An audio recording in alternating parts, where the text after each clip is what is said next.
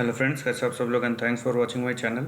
Friends, इस video में हम वाटेक बाबा के बारे में डिस्कस करेंगे और उसका स्टॉक के बारे में जानने की कोशिश करेंगे। देखिए, चार्ट के ऊपर तो मैं आऊँगा ही।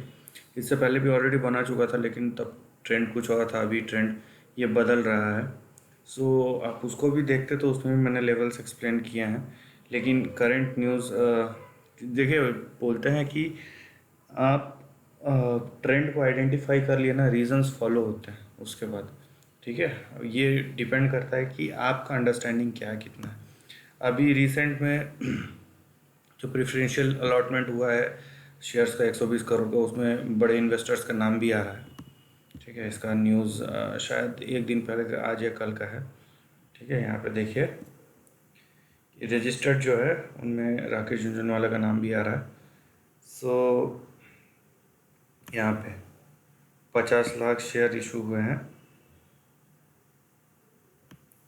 ठीक है, उसके बाद बसेरा होम फाइनेंस, उनको 15 लाख शेयर। और फिर है सुषमा आनंद जैन एंड आनंद जय, 10 लाख शेयर। तो ऐसा प्रेफरेंशियल अलॉटमेंट हुआ है यहाँ पे। तो ये न्यूज़ रिलीज तो ऑलरेडी अवेलेबल है ना। यहाँ पे समझने की बात क्या है, ठीक है, वाटेक बाबा के बारे में अगर नहीं जानते तो अगर जो इसका बिजनेस जानता है उसको एक चीज़ पता होगा। यहाँ पे इसके फंडामेंटल से पहले आप बिजनेस देखिए, इसका फंडामेंटल, क्योंकि मैंने देखा हुआ है तो थोड़ा सा इसमें स्विंग्स आपको देखने मिलेंगे, वो भी एक्सप्लेन करेंगे। लेकिन आप इसका बिजनेस देखिए कि ये वाटर ट्रीटमेंट करता है। ठीक है, और बड़े पैमाने पर करता है। ऐसा नहीं कि नाले का और ये सब का, बड़े पैमाने पर करते हैं लोग। सिटी, पूरे सिटी का मैनेजमेंट कर सकते हैं। इतनी बड़ी कंपनी है, प्राइवेट कंपनी इंडिया में। और जो इम्पोर्टेंट बात है कि इंडिया में ऐसी बहुत सारी कंपनीज नहीं हैं, या ना के बराबर है। अगर हम अपने देश का साइज़ देखें और जिस तरीके का वाटर ट्रीटमेंट चाहिए सॉल्यूशन, तो बहुत कम है। और उसमें वाटेक बाबा का एक बड़ा नाम है। यहाँ पे आप चाहे तो ये यहाँ पे लिखा हुआ पढ़ सकते हैं कि ये world leading companies in water treatment field और एक्टिविटीज़ इन इंक्लूडिंग डिज़ाइन, सप्लाई, इंस्टॉलेशन, मतलब एंड टू एंड सॉल्यूशन देते हैं। लेकिन अगर आप चेक करें, ये नेट पे आपको मिल जाएगा वाटर ट्रीटमेंट सॉल्यूशन और किस टाइप का यहाँ पे फैसिलिटीज़ दे रहा है। तो ये एक बहुत बड़े स्केल पे काम करता है। ठीक है, तो इसका बिजनेस मॉडल यूनिक है और इसका जो बिजनेस है वो भी बहुत यूनिक है। क्योंकि ऐसे पहली बात तो इसके लिए आपको स्पेशलाइजेशन चाहिए, और दूसरी बात ऐसे बहुत सारे प्लेयर्स हैं ही नहीं, ठीक है, जो इस टाइप का बिजनेस थे ना। अब नंबर्स की बात है कि 1200 करोड़ का मार्केट कैप है। और इस टाइप के स्टॉक को एनालाइज करने के लिए आप इकोनॉमी और कंपनी दोनों को पैरेलल रख के सोचिए। थोड़ा सा रिसर्च ज़रूरी है कि कौन कौन इस टाइप के प्रोजेक्ट्स में काम कर रहा है। लेकिन लिस्टेड प्लेयर्स में अब देखिए, लिस्टेड प्लेयर्स में मेरे ख्याल से और कोई नहीं मिलेगा इसके कंपैरिजन में, इस कंपनी के कंपैरिजन में। ठीक है, और बाकी अब देखिए, इसका प्रॉफिटेबिलिटी थोड़ा लो है। सेल्स ग्रोथ पूरा का पूरा डाउन हो चुका है। मैं जैसे कि बोल रहा था, यहाँ पे आप देखेंगे यहाँ पे कि 20-22% का इसने 13-14-15 तक दिया। उसके बाद घटते घटते घटते घटते यहाँ पे 14% आ गया। लेकिन ये उतना कम नहीं है। ठीक है, ये उतना कम नहीं है। यहाँ पे एक चीज़ है कि अगर आप देखेंगे इन दोनों के बीच में डिफरेंस है 8 और 16। Return on equity 8 and return on capital employed 16।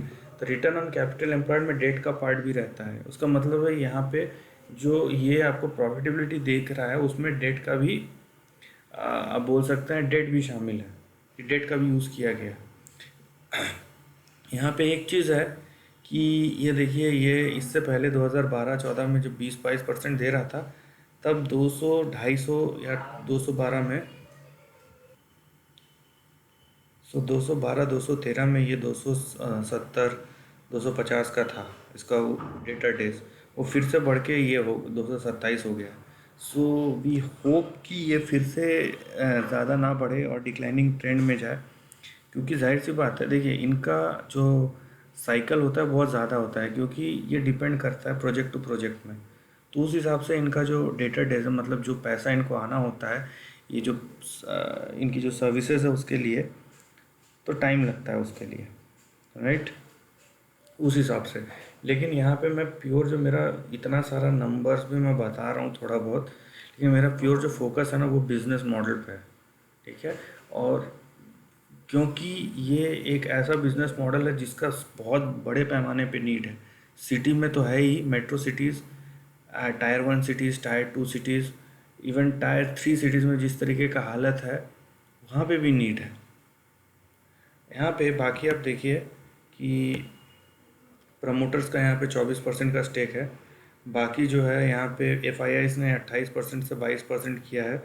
D ने बहुत ज़्यादा तरीके से यहाँ पे स्टेक कम कर दिया, 23 से 5, पिछले 2-2.5 साल में। यहाँ पे जिसका स्टेक बढ़ा है वो है पब्लिक का, 23 से 47। Now this is the thing which you need to understand. यहाँ पे आप देखिएगा कि एफ डी के हो सकते हैं यहाँ पे आने वाले टाइम में जो इनका होल्डिंग है वो बढ़े, और वो खरीदेंगे कहाँ, ओपन मार्केट से। सो अब ये डिपेंड करता है कौन होल्ड करता है और कितने लोग बेचता है, लेकिन ये चीज़ बदलेगा, ठीक है। ये चीज़ बदलने का प्रोबेबिलिटी बहुत हाई है कि ये जो है पब्लिक का होल्डिंग कम हो जाएगा डी के, क्योंकि इन लोग अपना चर्न करते तो हो सकता है 2-3 साल बाद फिर से कम कर दे, लेकिन ये बढ़ेगा, ये चीज़ बदलेगा, इसका प्रोबेबिलिटी बहुत हाई है। Now coming to the chart, आप देखिए कि ये जो चार्ट डेटा है 2010 से अवेलेबल है, पिछले 10 साल का चार्ट है ये। अपने लो से, करंट लो से इस स्टॉक ने 194, मतलब अराउंड 200% का जंप मारा है। तो इतना बड़ा जंप जो है ये मामूली बात नहीं है, ठीक है। 200% बहुत बड़ा जंप होता है। मैं यहाँ पे आपको एक चीज़ बता दूँ कि हमारा जो यहाँ पे ऑप्टिमिज्म रहेगा या हमारा जो बड़ा टारगेट रहेगा वो उसका प्रीवियस हाई है, ठीक है। वो प्रीवियस हाई जब क्रॉस करेगा उसके बाद हम देखेंगे कि कहाँ जाता है कहाँ नहीं जाता है। पहले स्टॉक को प्रीवियस हाई वहाँ पे पार कर लेने दीजिए, उसके बाद हम डिस्कस करेंगे, ठीक है। तो ये हो गया आपका एक चीज़ क्लियर। यहाँ पे देखिए, ये आपको यहाँ पे ट्रेंड समझ में आ जाएगा, दिख जाएगा, ठीक है। ये जो ट्रेंड है यहाँ पे, अगर मैं एक लाइन यहाँ पे खींचता हूँ और यहाँ पे देखिए आप, तो आपको पता चलेगा ये जो स्टॉक लौटा है ना, ये अपने ट्रेंड लाइन से टकरा के वापस आया, जो रेजिस्टेंस है वहाँ से टकरा के वापस आया है, ठीक है। ये देखिए आप, सो ये आपका